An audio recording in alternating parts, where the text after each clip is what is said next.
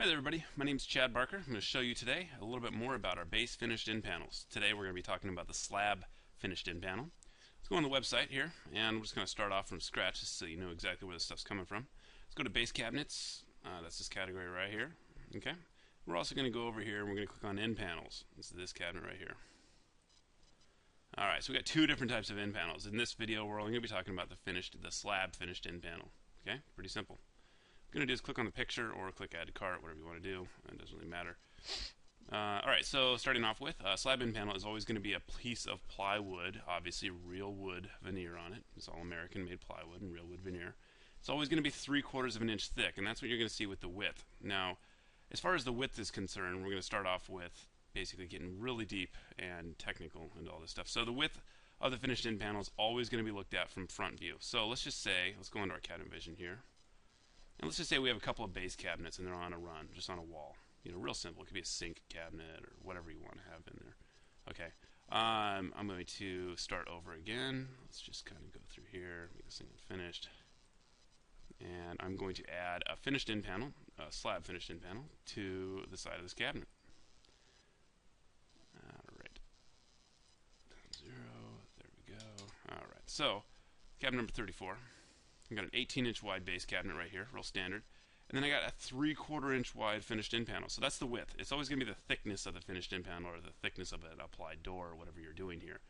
It's pretty standard, pretty easy. So I got 18 inches here, 3/4 of an inch here. So make sure you take that into account on the cabinet run. Obviously, if you add a finished in panel on there, it's going to extend the run by 3/4 of an inch. Okay, pretty simple. Let's go back and take a look at our next thing. We're going to look at height now. All right. Sorry about all these little blue things here. Okay, so the height is basically from the bottom of the in panel, from here, all the way up here to the top. So pretty easy. Now, with a slab in panel, it's going to be slab, flat, plywood, obviously. The height is going to really be determined based on what you want the cabinet to look like. So let's go back to our layout here. And what I'm going to do is I'm going to incorporate this into the inside of this cabinet. Real quick, don't worry about this. This is just technical stuff. So, alright, so here we go. We got the finished in panel, or the slab in panel right here on the side of the cabinet. And let's put it on the other side, actually. Sorry about that. This is just so you can kind of see it a little bit easier with the lighting in here. Alright. So, taking a look at the in panel. This one's dropped to the floor. So, if I was going to be using this one on my cabinet line, I'd like to put from the floor to the top of the cabinet is going to be what I'd put into the height field. It's right there. Okay? So, most likely, that's 34.5. That's what most people use. That's pretty standard. From bottom to the top. Going back to our layout. Alright, so bottom to the top, 34.5, and that's pretty standard. Now, you can always decrease the height of this in panel. We're going to build whatever you tell us to. So if you tell us to build maybe a 30.5 tall, so it actually stops here, that way you can run your toe kick skin around this side and up. Now let's take a look at that. What happens if I did that? So I'm going to decrease the height by 4, and I'll move it up by 4. So now, give it a second. It renders. What I do is I'm going to basically understand that I'm going to be running a toe kick skin here and maybe over here. Now you can always run base molding down here if you wanted to. It just depends on what kind of style you're looking for. I usually recommend people running it to the floor. So from the top of the cabinet to the floor. So it's 34.5. Pretty simple. But if you don't want to do that, you can always just delete 4 inches of it and then just make sure you enter the height of your finished in panel, the slab finished in panel, at 30.5 in this case. All right. So, moving on. Depth from front to the back. So basically that's from this point here all the way over to here. And let's take a look at the top view. Give it 1 second while it renders. Going back to the top view. Apologies for that. Alright, so from the front to back. So we got the finished in panel right here. It's this piece. From here to the front, typically you want it to be 24 inches plus 5/8 of an inch. Now you might be saying, why do you want to do 5/8 of an inch more in depth on the finished in panel than the actual cabinet case? So the cabinet case, just kind of looking at it right here, I'll kind of mark it out for you. From the back of the cabinet to the front of the cabinet case is exactly 24 inches. Okay? Now if you're going to do an in panel on this cabinet that's 24 inches deep, you have to do a 24 and 5/8.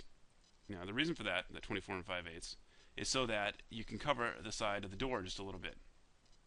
And by covering the side of the door, the edge of the end panel is actually going to match up with pretty nicely with the edge of the edge detail right here. Now this isn't a very accurate representation because these things are all computer generated, Obviously this in panel, this edge detail is not completely accurate. Also keep in mind that these doors are actually pulled out slightly from the face by about a 16th of an inch, not only because of their hinges, but also you might be putting bumpers on the doors. Regardless, it gets pulled out and it looks perfect as far as the flush look that we're trying to achieve with our cabinets. Notice the edge of the front, the front edge of this slab in panel is going to line up very nicely with the edge detail on the cabinets themselves. Okay.